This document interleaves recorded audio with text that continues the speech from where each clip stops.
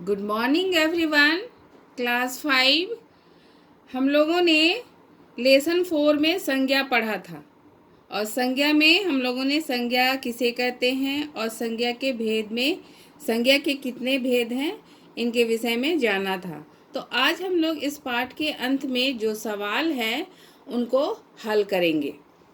Page number 24 में जो पहला सवाल है, प्रश्नों के उत्तर लिखिए। क संज्ञा किसे कहते हैं। ख संज्ञा के कितने भेद होते हैं उनके नाम लिखिए। ग समुदायवाचक संज्ञा व द्रव्यवाचक संज्ञा से आप क्या समझते हैं। तो पहला क संज्ञा किसे कहते हैं। किसी व्यक्ति, वस्तु, स्थान, प्राणी और भाव के नाम को संज्ञा कहते हैं, जैसे मोहन, किताब, दिल्ली, कोयल, दुखी। ख संज्ञा के कितने भेद हैं नाम लिखिए। तो संज्ञा के कितने भेद बतलाए थे मैंने, 5 भेद। तो संज्ञा के 5 भेद हैं। पहला व्यक्तिवाचक संज्ञा, दूसरा जातिवाचक संज्ञा, तीसरा भाववाचक संज्ञा, चौथा द्रव्यवाचक संज्ञा, पांचवा समूह या समुदायवाचक संज्ञा।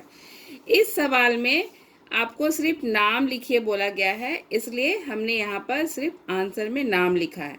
यदि सवाल आएगा आपका कि संज्ञा के कितने भेद हैं, उनका परिभाषा लिखिए या विस्तार से बताएं, तो आपको प्रत्येक का परिभाषा लिखना है। इसलिए आप किताब से सारे परिभाषाओं को याद करेंगे।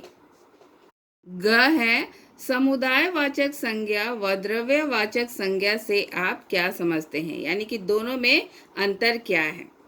समुदायवाचक संज्ञा में जिस शब्द से समूह, झुंड या अनेक लोगों या वस्तुओं के जमा होने या एकत्र होने का बोध होता है, जबकि द्रव्यवाचक संज्ञा में किसी पदार्थ या धातु का बोध होता है, या जिस शब्द से माप या तौल वाली वस्तु का बोध हो उसे द्रव्यवाचक संज्ञा कहते हैं। मैंने यहाँ पर एक सवाल अपने से बनाया है और इस तरह के प्रश्न हमेशा परीक्षा में आते हैं। दिए गए शब्दों के संज्ञा बताएं। जैसे हिमालय, तो हिमालय किस संज्ञा का उदाहरण है। हिमालय एक विशेष नाम है, इसलिए ये व्यक्तिवाचक संज्ञा का उदाहरण है। बालक, बालक से संपूर्ण जाति का बोध हो रहा है, इसलिए जातिवाचक संज्ञा है। मेला, मेला मेला में एक व्यक्ति नहीं होते हैं, भीड़ होती है, इसलिए यह हुआ समुदायवाचक संज्ञा का उदाहरण। तेल, तेल एक द्रव्य पदार्थ है और इसको हम लोग माप कर खरीदते हैं, इसलिए यह द्रव्यवाचक संज्ञा है। प्रशंसा, प्रशंसा किसी की बड़ाई करना, तो इससे भाव झलकता है और ये भाववाचक संज्ञा का उदाहरण है। आगरा, आगरा एक विशेष शहर का नाम है, इसलिए यह व्यक्तिवाचक संज्ञा है। मिठास, किसी भी वस्तु के गुण या दोष को बतला रहा है, स्वाद को बतला रहा है, तो ये भाववाचक संज्ञा का उदाहरण होगा। सभा, सभा भी एक व्यक्ति से नहीं होती है, सभा में बहुत सारे लोग जमा होते हैं, इसलिए यह समुदायवाचक संज्ञा का उदाहरण है। आटा, आटा एक खाद्य पदार्थ है जिसको हम लोग माप कर तौल कर खरीदते हैं, इसलिए यह द्रव्यवाचक संज्ञा का उदाहरण है। पशु, पशु कहने से पूरी जानवर जाति का बोध हो रहा है, इसलिए यह जातिवाचक संज्ञा है। दूसरा सवाल है, खाली जगह भरिए। क किसी व्यक्ति, वस्तु, स्थान, प्राणी और भाव के नाम को संज्ञा कहते हैं, यानी कि ये पूरी परिभाषा यहाँ पर दी हुई है और संज्ञा शब्द के द्वारा ये वाक्य पूरा हुआ। ख राम शब्द व्यक्तिवाचक संज्ञा है, यानी कि राम एक विशेष व्यक्ति का नाम है, इसलिए मैंने यहाँ पर व्यक्तिवाचक संज्ञा भरा है। ग किताब शब्द खाली स्थान संज्ञा है, तो मैंने यहाँ पर भरा है जातिवाचक संज्ञा। आपके इस व्याकरण की किताब में किताब शब्द व्यक्तिवाचक संज्ञा में दिया हुआ है, लेकिन यदि हम किसी प्रश्न में किताब की बात करते हैं और यदि किसी विशेष किताब की बात करते हैं तो वहाँ पर किताब का नाम होगा, और जब नाम होगा किताब का तो वो आ जाएगा व्यक्तिवाचक संज्ञा में। लेकिन यहाँ पर किताब शब्द संपूर्ण जाति का बोध कर रहा है, किताब जाति का बोध करा रहा है, इसलिए ये जातिवाचक संज्ञा का उदाहरण है। इसलिए मैंने यहाँ पर जातिवाचक संज्ञा भरा है। घ, जिस संज्ञा शब्द से किसी प्राणी, स्थान या वस्तु की संपूर्ण जाति या वर्ग का बोध होता है उसे जातिवाचक संज्ञा कहते हैं। यानी संपूर्ण जाति का बोध हो रहा है, इसलिए यहाँ पर जातिवाचक संज्ञा भरना है। तीसरा, सही कथन के आगे टिक तथा गलत कथन के आगे गलत का चिन्ह लगाएं। तो मैंने यहाँ पर ऑलरेडी बना दिया है। क, अध्यापक शब्द जातिवाचक संज्ञा है। अध्यापक संपूर्ण जाति, संपूर्ण वर्ग का बोध करा रहा है, इसलिए सही है। ग, तुलसीदास शब्द व्यक्तिवाचक संज्ञा है।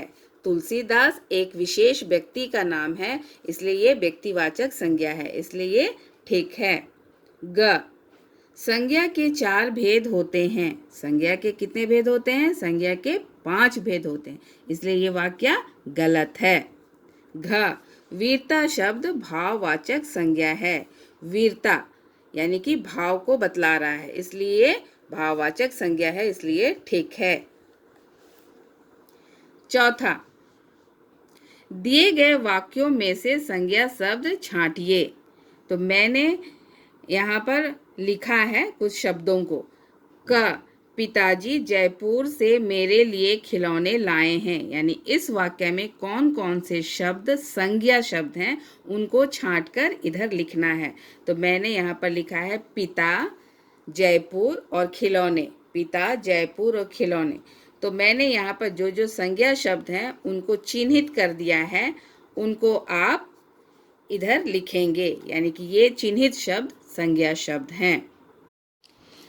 5वां सवाल है, निम्नलिखित शब्दों को भाववाचक संज्ञा में बदलिए।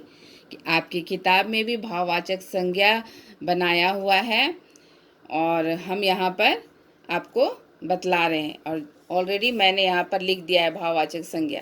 तो लाल से क्या बना? लालिमा। दास से दास्ता या दासत्वा। लड़का से लड़कपन। जटिल से जटिलता। लंबा से लंबाई। साधु से साधुता या साधुपन। उदास से उदासी। लिखना से लिखाई। देर से देरी। मित्र से मित्रता।